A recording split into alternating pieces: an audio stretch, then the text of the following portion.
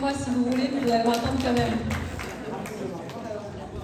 Alors, le sport, la culture, la vie associative.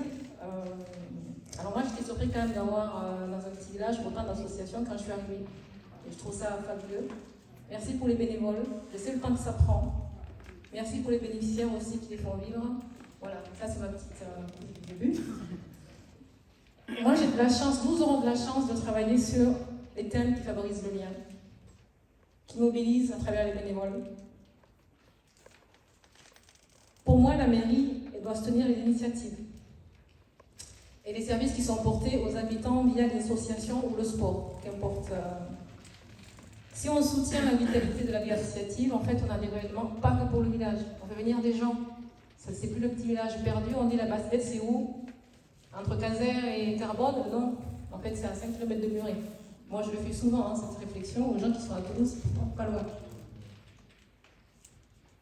Nous avons déjà répertorié les choses qui fonctionnent. Il y a quand même des choses positives, ça ne part pas de rien. Ça, on va essayer de les garder. Il y a quand même 2 nouveaux projets. Forcément, il faut amener sa petite patte. Il y a la rénovation des terrains existants. Il y a maintenir déjà des équipements qui existent. On n'a aucune idée du budget. Moi, je vous dis la même chose pour tout le monde. Donc, je ne m'engage à rien. Mais il y a des terrains qui existent. Déjà, si on arrive à les maintenir, c'est bien. Je ne parle pas du City, du terrain de tennis. Alors, pour le terrain de tennis, on a un projet. J'avais dit que je ne développerais pas parce que 22h06, j'ai un peu pitié de vous. Mais bon, je serai sur une table au fond. Je pourrais vous dire en quoi, en tout cas, quel sera le projet qui pourra au moins nous rapporter aussi un peu d'argent. Parce que quand même, l'honneur de la guerre, c'est ça.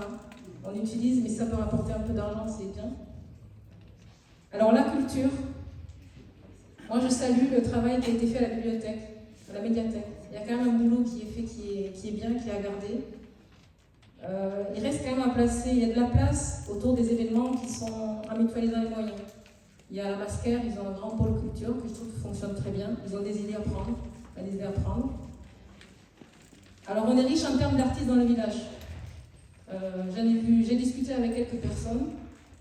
J'ai vu quelques tableaux. Il y a de la peinture à l'huile, je trouve déjà très sophistiqué. J'ai vu des belles choses. Il y a quelques idées. En gros, c'est vrai qu'en dehors du village, la culture, il faut quand même la développer, il faut le dire. Ces artistes ont un carnet d'adresses.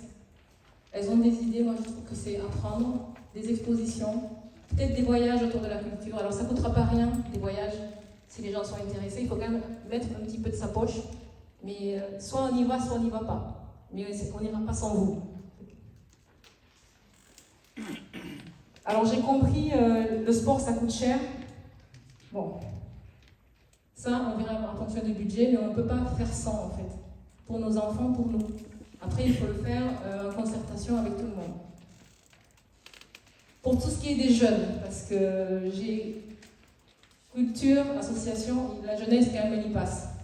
Aujourd'hui, il y a des grandes mutations dans la société. Il ne faut pas se leurrer. Grandir dans une société, ça demande d'autres leviers que nos parents ou nos grands-parents. C'est comme ça. Chaque époque, ses problèmes.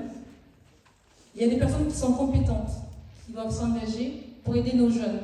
C'est dur aujourd'hui, quand on est dans un petit village, de rencontrer des grands qui viennent des grandes villes, ne fût-ce que des grandes écoles. Qu'est-ce qui se passe ailleurs? Qu'est-ce qu'on peut proposer? Comment on fait son CV? Comment on se présente? Ça, les compétences, on les a. Je pense qu'il faut les utiliser. Cumuler les atouts. Ça peut le faire au travers des associations, mais ça peut aussi se faire au travers du bénévolat. Donc, tout est bon à prendre. C'est un peu idiot, en fait. Je me suis posé la question en réfléchissant. On a des compétences. Tous les jours, je fais des entretiens. Je coach des jeunes pour qu'ils y arrivent. Avec chacun ses forces et faiblesses. Tout le monde ne va pas à l'école. Pas forcément. On a d'autres forces. Ceux qui peuvent y aller, on pousse. Il faut avoir les bonnes filières. Il faut appuyer là où ça marche. Mais il faut avoir l'information. Et ça, moi, je pense que c'est quelque chose qu'il faudra développer. Je vous remercie. Merci.